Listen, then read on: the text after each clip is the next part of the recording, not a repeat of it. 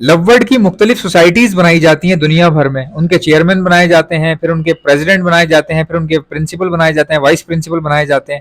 इन सब का मकसद क्या होता है, इनका चक्कर क्या होता है? और दूसरी बात ये कि जो शो में हिस्सा लेना होता है कि बर्ड शो जीतेगा, शो विन करेगा, ये शो किस काम के होते हैं या कौन लोग इसमें हिस्सा लेते हैं, या किसी भी सोसाइटी की मेंबरशिप लेना क्या है और मेंबरशिप लेना जरूरी है, मेंबरशिप से होता क्या है, ये तमाम बातें आपको बताऊंगा आज की इस वीडियो में। So hi guys, you are watching my channel Ehsan pets. अस्सलाम वालेकुम, मैं हूं एहसन जफर, कराची पाकिस्तान से। कॉकटेल मेरी पहली मोहब्बत। लेकिन आज हम बात कर रहे हैं लव बर्ड्स फैमिली के बारे में।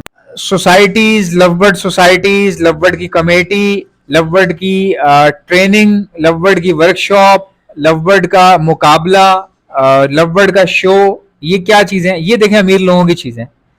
मतलब ये अमीर लोगों की चीजें हैं। वो कैसे हैं मैं आपको समझाता हूँ। अब शो में हिस्सा लेना है किसी ने, गरीब आदमी के पास जाहिर सी बात है टाइम ही नहीं है। वो ब्रीड करवाएगा, बेचने की कोशिश करेगा, उसका फोकस होगा ब्रीड के ऊपर। सिंपल सी बात है। जिसके पास पैसे नहीं है वो क्या करेगा भाई? वो पैसों के बारे में सोचेगा। वो शो, वो इन सब चक्करों का फायदा नहीं है उनके लिए।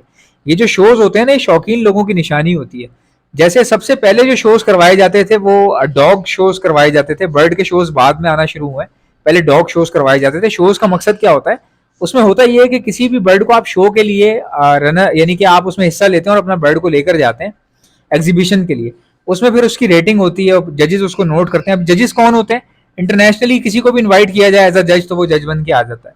ठीक है, वो भी हॉबी करने वाले सीनियर लोग होते हैं जो बर्ड को जज करते हैं और बताते हैं जी ये बर्ड ज्यादा अच्छा है, पहले नंबर पे, दूसरे नंबर पे, तीसरे नंबर पे। उसमें फिर गिफ्ट्स दिए जाते हैं, ट्रॉफीज होती हैं। तो ये बेसिकली अप्रिशिएट करने का तरीका होता है। ठीक है, लेकिन ये चक्कर सारा अमीर लोगों का है, सीधी सी बात है भाई। अब जैसे मिसाल के तौर पे मेरे पास पैसे कम है, आमदनी कम है, मेरा सेटअप स्लो स्लो चल रहा है, मैं तो भाई पूरा दिन सेटअप पे फोकस करूंगा। ठीक है, मैं कोशिश करूंगा मैं पैसे कमाऊं यार। घर में मसले मसाइल चल रहे हैं, हर बंदे के घर में चल रहे हैं। तो फोकस हमारा होगा कि हम पहले घर पे देखें यार, ये सब चीजें करें।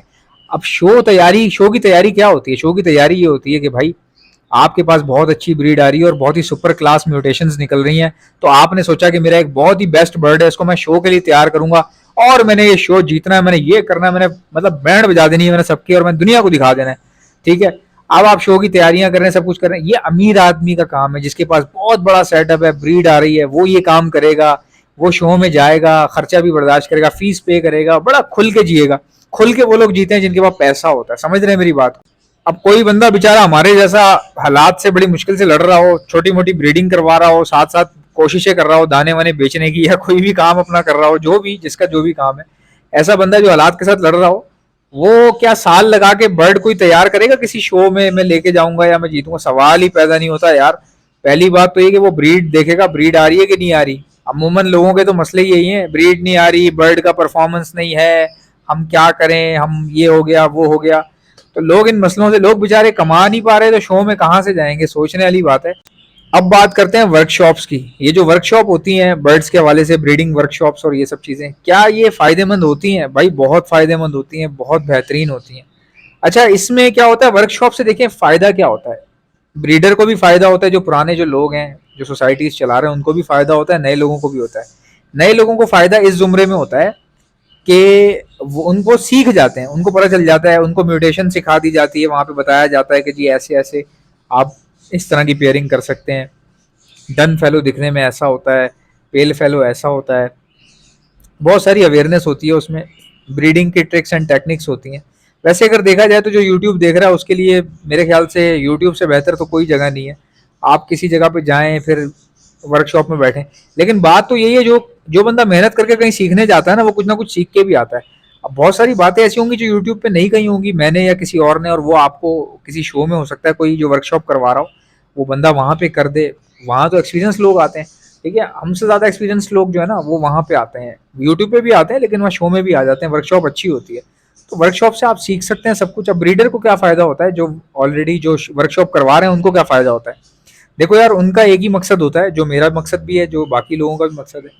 मकसद हमारा यही होता है कि यार बर्ड्स के दुनिया में ना लोग एंटर हों। ठीक है, जितने ज़्यादा लोग घुसेंगे ना बर्ड्स में, तो हमारा कारोबार उतना बेहतर से बेहतर हो जाएगा। क्यों? क्योंकि कई लोगों ने बर्ड्स अपने बेचने होते हैं, और कई लोग चाहते हैं कि बर्ड की जो वैल्यू है, जो कीमत है, बरकरार रहे। नए लोग आएंगे तो ही बरकरार रहेगी ना। पुराने लोग रहेंगे और नए लोग आएंगे नहीं तो बर्ड सस्ते होते चले जाएंगे, बर्ड ज़्यादा हो जाएंगे। नया बंदा आएगा तो माल कम होगा ना उसके पास जाने के बाद। तो नए बंदे को सबसे बड़ा सपोर्टर माना जाता है किसी भी बिजनेस को सपोर्ट करने के लिए। तो वो सपोर्ट करता है, खरीदता है कोई भी चीज़, तो वो हॉबी को सपोर्ट करता है। ठीक है। तो ब्रीडर्स को फायदा होता है कि जी उसमें शौक इतनी तेजी से फैलता है। जब कभी कोई वर्कशॉप होती है तो हो सकता है भाई कोई खातून जा रही हो और वो साथ में अपने भाई को ले जाए या अब्बू को ले जाए या अपनी अम्मी को ले जाए साथ, के भाई मैंने जाना है, आप भी चलें। तो अब क्या होगा कि जी अम्मी को शौक नहीं था, लेकिन वहाँ गई तो वहाँ देखा उन्होंने, पैसे वैसे के बारे में सुना, उनकी तो आंखें फट गई बिल्कुल एकदम। उन्होंने बोला भाई हाँ ये तो मैं भी करूँगी, ये तो तुम भी करो, मैं भी करूँगी। तो ये इससे फायदा होता है कि बहुत सारे लोग आ जाते हैं। अच्छा, एक और बात मैं आपको बताऊं कि वर्कशॉप में ना कुछ लोग ऐसे होते हैं जिनका फोकस होता है, जो मतलब जो वर्कशॉप अटेंड करते हैं जो लोग एज अ स्टूडेंट, वो उनमें ना कुछ लोग ऐसे भी होते हैं जिनको बर्ड से इतना ज़्यादा प्यार नहीं होता, लेकिन वो पैसों के चक्कर में जो है ना कारोबार का सोच के वो इसमें एंटर हो जाते हैं। तो उनको मैं एक बड़ी अच्छी बात बताऊं जो कि मैंने वीडियो में किसी से सुनी। एक भाई ने बहुत खूबसूरत बात कही, उन्होंने कहा कि बर्ड्स जो है वो ब्रीड भी करते हैं, फ़ायदा भी होता है, सब होता है, लेकिन ये उसको होता है जो बर्ड से प्यार करता हो। अब अगर आप बर्ड के पसंद करने वाले नहीं है या आपको बर्ड से इतना लगाव नहीं है, जस्ट आपने कारोबार की नीयत से जो है एक ज़बरदस्ती जल्दबाजी में लगा लिया, तो ऐसा बंदा जो है उसकी गारंटी नहीं है कि वो सक्सेसफुल हो या ना हो, क्योंकि फ़ायदा शौक वाले बंदे को होता है। तो पहले दिल में शौक होना चाहिए, पहले से कुछ बर्ड के बारे में एक दिल में जो है ना उमंग होनी चाहिए। ये नहीं होता कि जी गलियों मोहल्लों के लड़के ले जाके आपने उनको बताना शुरू किया तो वो सारे लालच में आ गए। अब पता है नहीं उनको कि तोते होते क्या है वो सारे उन्होंने देखा, अच्छा 10 लाख लगाओ, 20 लाख कमाओ, 20 लाख लगाओ, 40 लाख कमाओ। तो वो इस चक्कर में जो है ना कई लोग जो है वो इन्वेस्टमेंट कर देते हैं और फिर कम पता होने की वजह से या लालच ज़्यादा होने की वजह से जो है वो फिर उनको नुकसान हो जाता है।